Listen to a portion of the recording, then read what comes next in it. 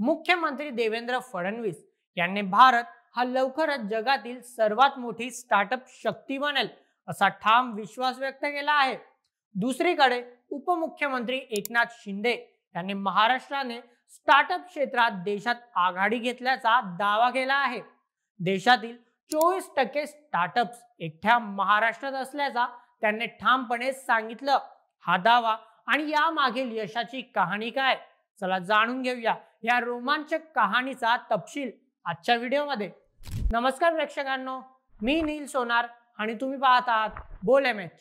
महाराष्ट्र स्टार्टअपच्या बाबतीत देशाची राजधानी बनत आहे। स्टार्टअप इंडिया 2025 च्या ताज्या अहवालानुसार देशातील एकूण स्टार्टअप्सपैकी 24% स्टार्टअप्स महाराष्ट्रात कार्य करत आहे।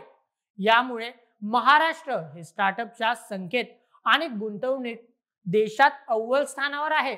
मुख्यमंत्री देवेंद्र फडणवीस यांनी CSIR स्टार्टअप कॉन्क्लेव्ह 2025 मध्ये बोलताना सांगितलं, महाराष्ट्राने स्टार्टअपसाठी अनुकूल वातावरण निर्माण केलं आहे।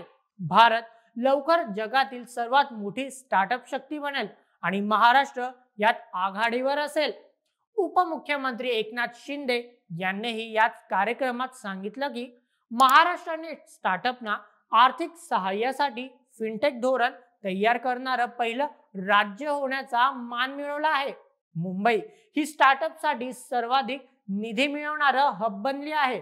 त्यांनी पुढे नमूद केले की राज्य सरकार स्टार्टअप्सना मोठ्या प्रमाणात निधी आणि पाठबळ देत आहे, ज्यामुळे फिनटेक, हेल्थटेक, ॲग्रीटेक, इलेक्ट्रिक वाहन आणि रोबोटिक्स सारख्या क्षेत्रात नवकल्पना वाढत आहे।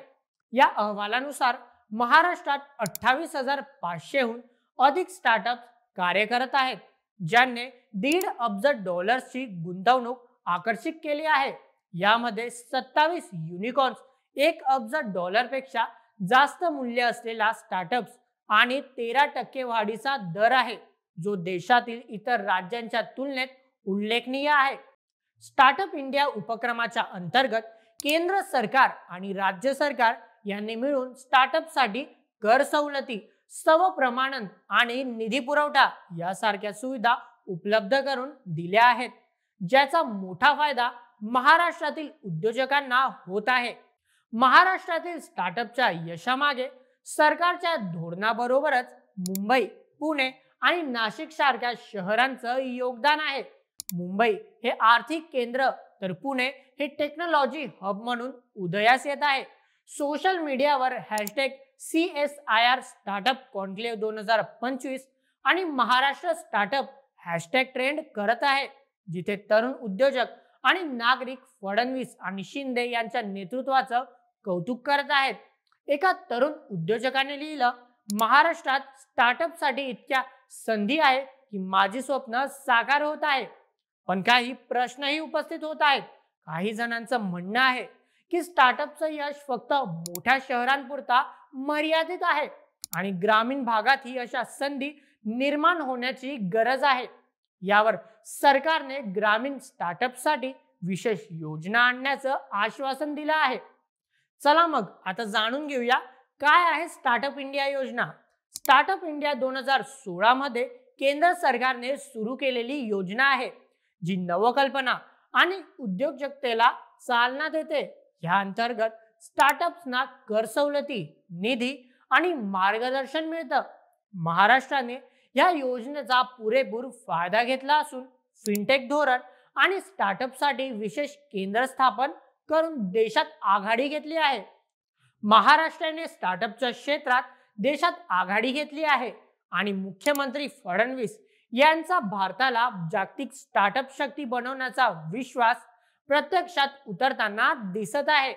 एकनाथ शिंदे यांनी महाराष्ट्राच्या योगदानावर प्रकाश टाकत राज्याच्या प्रगतीचं श्रेय सरकारच्या धोरणांना दिलं आहे। येणाऱ्या काळात महाराष्ट्र आणि भारत स्टार्टअप क्षेत्रात कशी झेप घेणार हे पाहणं उत्सुकताचं ठरेल। महाराष्ट्र आणि भारत स्टार्टअपच्या बाबतीत जागतिक पातळीवर नाव कमवत आहे। तुम्हाला काय वाटतं, महाराष्ट्र खरंच स्टार्टअपच्या राजधानी बनत आहे का? आणि तरुण उद्योजकांसाठी सरकारने आणखी काय करावं? तुमच्या प्रतिक्रिया आम्हाला सांगायला विसरू नका. तुमचे सगळे मत आम्हाला कमेंटमध्ये नक्की कळवा आणि अशाच व्हिडिओकरता सबस्क्राईब करा बोल एम एच या आपल्या यूट्यूब चॅनलला.